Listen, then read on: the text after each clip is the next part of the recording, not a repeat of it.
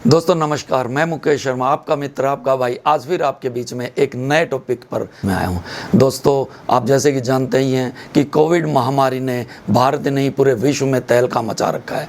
इसके साथ साथ आपने देखा होगा एक नई चीज़ ने भी हम लोगों को विचलित कर दिया है। दोस्तों, आपको पता है 9,000 से ज़्यादा इसके मरीज हो चुके हैं और 13 राज्य ने तो इसे महामारी घोषित कर दिया है। दोस्तों, मैं क्या बोलना चाह रहा हूँ ये आपके जहन में ज़रूर आ गया होगा, आपको पता लग गया होगा। दोस्तों, मैं आपको ब्लैक फंगस के बारे में बताने जा रहा हूं।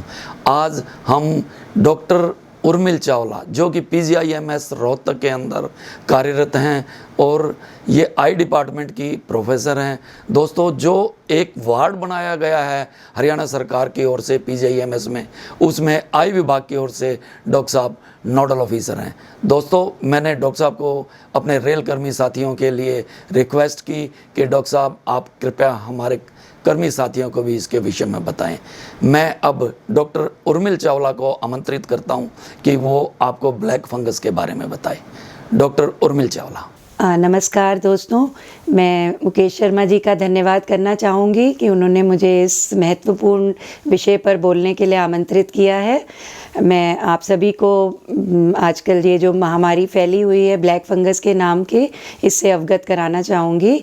जैसा कि आप सब जानते हैं, हम सब बहुत ही मुश्किल वातावरण से जूझ रहे हैं और कोरोना वायरस की अभी दूसरी लहर के बीच ये ब्लैक फंगस की संक्रमण के मामले कई सामने आ रहे हैं।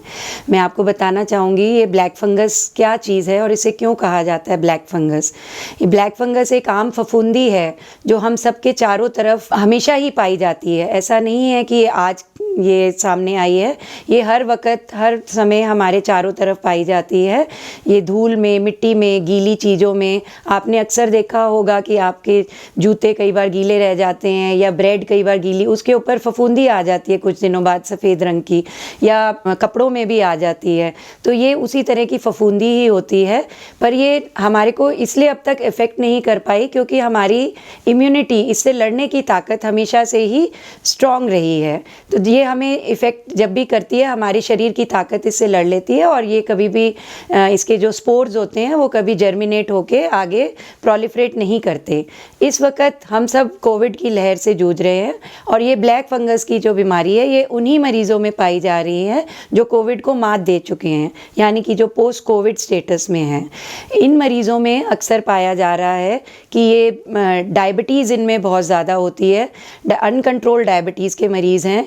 इन मरीज़ों ने डॉक्टरी सलाह के बिना कई मरीज़ों ने घर पर ही इलाज लिया है या बिना पूछे बहुत ज़्यादा स्टेरॉइड्स जिन्होंने ले लिए हैं, ऑक्सीजन की जिनको बहुत लंबे समय तक ज़रूरत रही है, या जो लोग वेंटिलेटर पे रहे हैं बहुत समय तक, इन सभी लोगों की इम्यूनिटी बहुत लो होने की वजह से यह जो फंगस है ये हमारे जो चारों तरफ है ये इन लोगों को प्रभावित कर रहा है और इन लोगों के शरीर में घुसते ही ये इसको एक जो मैं कहूँगी जो शरीर का ग्लूकोज की मात्रा ज़्यादा होने की वजह से ये ग्लूकोज इस फंगस का चारा है, उसके इसको ग्लूकोज की मात्रा ज़्यादा मिलते ही ये मल्टीप्लाई होके बहुत जल्दी ही फैल जाता है हमारे शरीर में। इसी वजह से ये एक बहुत ख़तरनाक बीमारी बन चुकी है और मैं आपको इसके थोड़े लक्षण बताना चाहूँगी। उससे पहले एक चीज़ और भी बताऊँगी कि इसको ब्लैक फंगस एक ये मिसनोमर जिसको मैं कहूँगी, ये एक लेमैन टर्म बन चुकी है। अन्यथा ये साइंटिफिकली कोई काले रंग का फंगस नहीं है। यह इसकी जो प्रेजेंटेशन है वो त्वचा पर काले धब्बों के रूप में आती है। इस वजह से एक आम आदमी ने इसको ब्लैक फंगस का नाम दे दिया है और ये ब्लैक फंगस के नाम से ही जाना जा रहा है। और जैसा कि मैंने आपको बताया, पोस्ट कोविड पेशेंट हमारे पास जो आते हैं, ये जो फंगस है ये मुंह के रास्ते से या नाक के रास्ते से हमारे शरीर के अंदर प्रवेश करता है और जैसे ही इसको लो इम्यूनिटी स्टेटस मिलता है, ग्लूकोज हाई मिलता है, ये इसके जो स्पोर्स होते हैं ये प्रोलिफरेट करने लग जाते हैं, ये मल्टीप्लाई होने लग जाते हैं और ये नाक के रास्ते हमारी आँख की तरफ और आँख के रास्ते ये हमारे ब्रेन की तरफ जाता है और जो ब्रेन पर पहुँचने के बाद ये अत्यंत खतरनाक हो जाता है और जानलेवा जानलेवा जिसे कहते हैं। और इसी जो रास्ता है इसके जाने का, इसी के हिसाब से शरीर में लक्षण आते हैं। जब ये नाक में प्रवेश करता है तो जो मरीज़ है उसको इसके जो सबसे शुरुआती लक्षण जो होते हैं वो होते हैं नेज़ल स्टफीनेस, यानी कि नाक भरा भरा लगना, नाक में से भूरे या काले रंग का पानी आना, कभी कभार नाक में क्रस्ट या खून के धब्बे भी निकल आते हैं।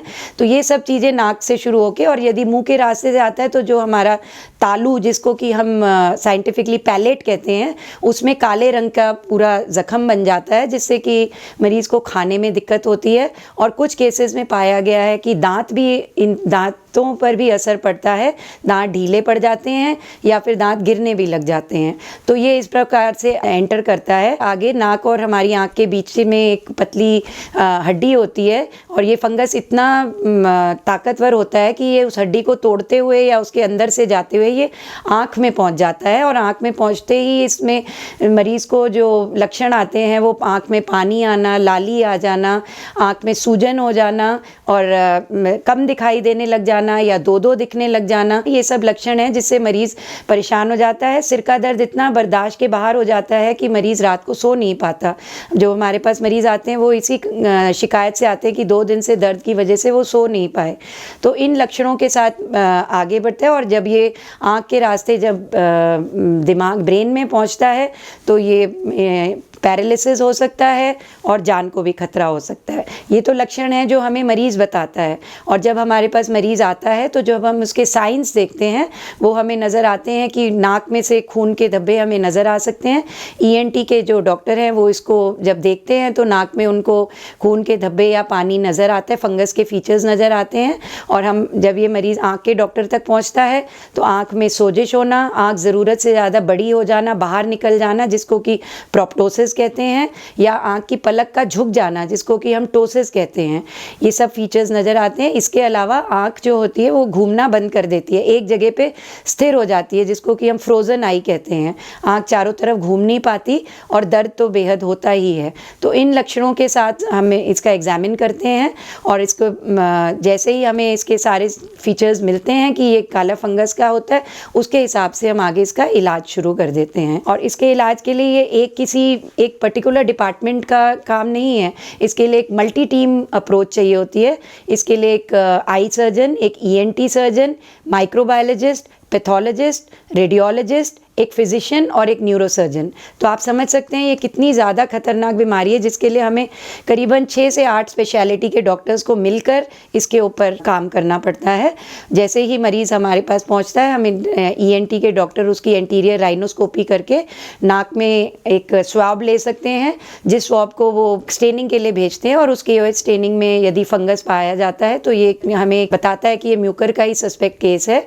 उसके बाद इसकी हम सारे एग्जाम जो मैंने आपको साइंस एंड सिम्टम्स बताए वो एग्जामिन होने के बाद हम मरीज़ का CT स्कैन कराते हैं, पैरानेजल साइनसेस यानी साइनसेस का।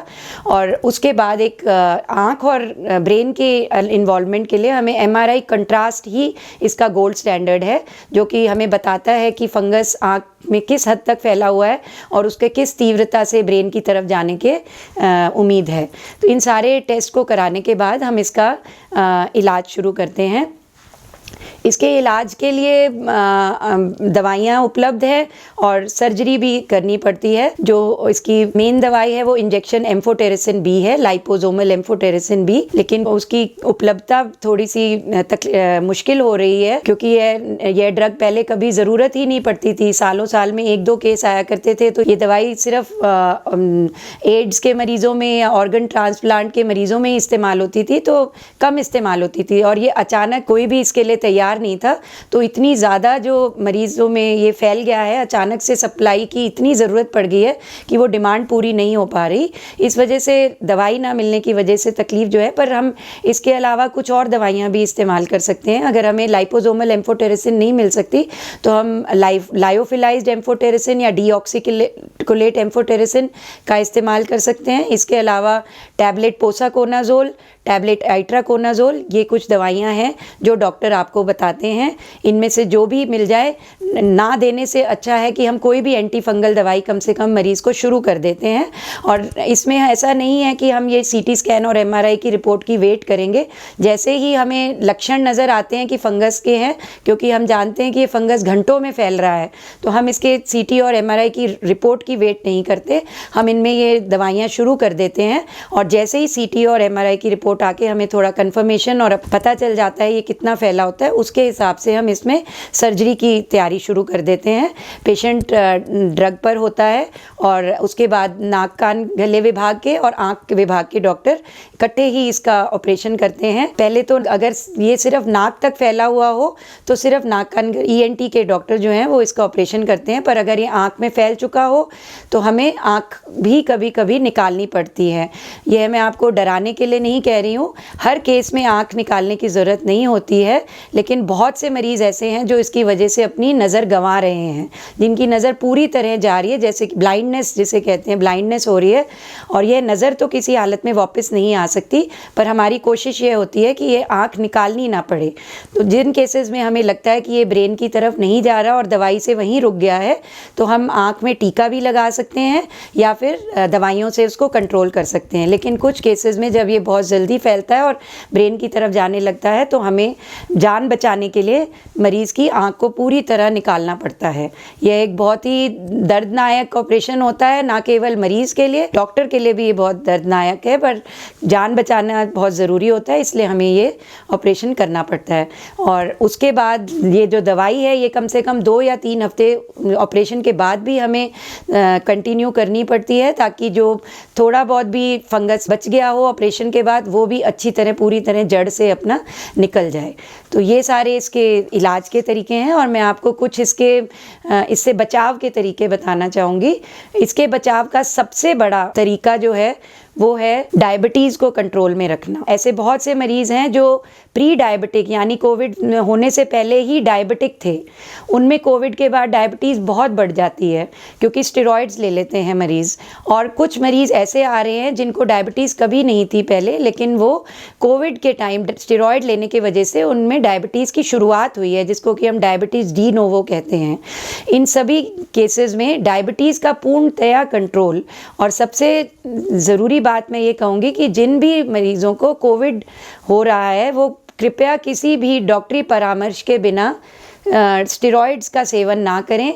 अपने डॉक्टर से पूछ के लें, सिर्फ दुकान से जाके ख़रीद के या घर में रह के इनका अपनी मर्ज़ी से सेवन ना करें, क्योंकि ये बहुत ही ख़तरनाक है। इससे शुगर लेवल्स बहुत हाई हो जाते हैं और जैसा कि मैंने आपको शुरू में बताया, शुगर जो है वो इस फंगस का चारा है, इसका खाना है, तो ये बिल्कुल मल्टीप्लाई कर जाती है। तो आप स्टेरॉइड्स का सेवन ना करें। ऑक्सीजन की ज़रूरत होती है तो डॉक्टर खुद देते हैं, वो मजबूरी है, लेकिन कोशिश यही रहनी चाहिए कि कम से कम ऑक्सीजन लंबे समय तक ना ली जाए। और डायबिटीज़ को हर हालत में आपने कंट्रोल रखना है। ये मैं सभी मरीज़ों के लिए कह रही हूँ जो कोविड ग्रसित है या जिनको कोविड नहीं हुआ। ऐसे भी मरीज़ आ रहे हैं जिनको कोविड नहीं हुआ है लेकिन वो डायबिटिक थे, उनमें भी ये अब अपना असर दिखा रही है। तो सबसे पहला जो प्रिकॉशन है वो है अपनी डायबिटीज़ को बहुत स्ट्रिक्टली कंट्रोल करना under the supervision of your physician. तो आप इसको गांठ बांध लीजिए कि डायबिटीज़ बिल्कुल बढ़नी नहीं चाहिए। उसके बाद स्टेरॉइड्स का सेवन मैंने आपको बता ही दिया। और दूसरा एक सबसे प्रभावी इलाज मास्क आजकल जो पाए जा रहे हैं। हमें हर वक्त मास्क पहनना होता है, लेकिन मैं ये राय दूंगी कि मास्क को बहुत लंबे टाइम तक ना पहने। जो भी मास्क पहन रहे हैं या उसे धोएं या उसे धूप में रखें। अगर आप उसे 2-3 दिन इस्तेमाल भी कर रहे हैं, बहुत लंबे टाइम तक ना इस्तेमाल करें, क्योंकि बहुत केसेस में पाया गया है कि इन मास्क में भी फंगस का उत्पन्न हो जाता है, इसमें ह्यूमिडिटी गीलेपन की वजह से। और हम इन्हीं मास्क को अपने चेहरे पर जब लगाते हैं तो इनसे भी ये फंगस एंटर कर जाता है। और आखिरी बात ये कि अपना हाइजीन मेंटेन रखें। जितना ज़्यादा आप हाइजीन मेंटेन रखेंगे उतना ज़्यादा ये फंगस आपको प्रभावित नहीं करेगा। कोशिश करें नमक पानी के गरारे या बीटाडीन गागल्स जो होते हैं ये रेगुलर लें। आप दिन में 1 या 2 बार इनका सेवन करें। और जैसे ही आपको या आपके किसी भी प्रभावी इंसान को ये लक्षण दिखें, बहुत जल्दी ही अपने डॉक्टर से परामर्श लें, क्योंकि यह बीमारी जितनी जल्दी पकड़ में आ जाए उतना ही इसका इलाज प्रभावी हो सकता है और जान बच सकती है।